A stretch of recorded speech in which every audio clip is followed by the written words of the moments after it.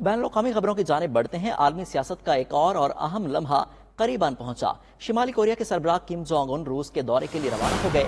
شمالی کورین رہنما ذاتی ٹرین پر روس پہنچیں گے۔ روانگی کی تصویر بھی جاری کر دی گئی۔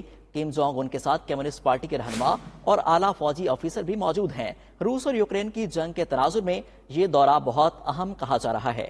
مبصرین کے مطابق امریکہ میں شمالی کورین رہنما کے دورے کے باعث بے چینی پائی جا رہی ہے۔ روس اور شمالی کورین کے مابین ہتھیاروں کی ممکنہ ڈیل پر امریکہ خدشات کا اظہار کر رہا ہے۔ اسی پر مزید بات کریں گے ہمارے نمائندہ شاہد گھومن سے۔ جی شاہد، بتائیے گا کہ شمالی کوریا کے سربراہ کے دورہ روس میں کون سے معاہدے متوقع ہیں اور روس میں دورے کے حوالے سے کیا انتظامات کیے جا رہے ہیں؟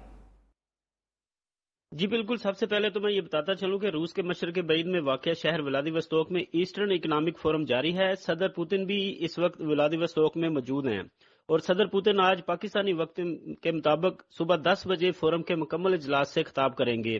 ولادیوستوک میں شہر چونکہ ایک شمالی کوریا کے قریب ہے، اس لیے شمالی کوریا کے سربراہ کم جونگ ان بذریعہ ٹرین روس پہنچ رہے ہیں۔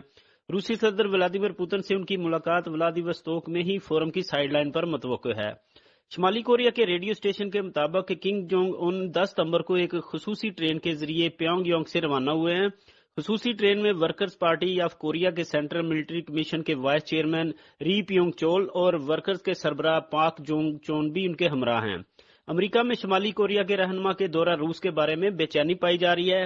گزشتہ روز روسی صدارتی ترجمان دمیتری پیسکوو نے صرف اتنا کہا ہے کہ صدر ولادیمیر پوتن اور شمالی کوریا کے سربراہ کم جونگ ان کے ہمراہ جلد ملاقات ہوگی۔ تاہم اس حوالے سے حتمی طور پر کچھ نہیں کہا جا سکتا کہ اس ملاقات میں کون سے معاہدے ہوں گے یا کن امور پر بات چیت ہوگی۔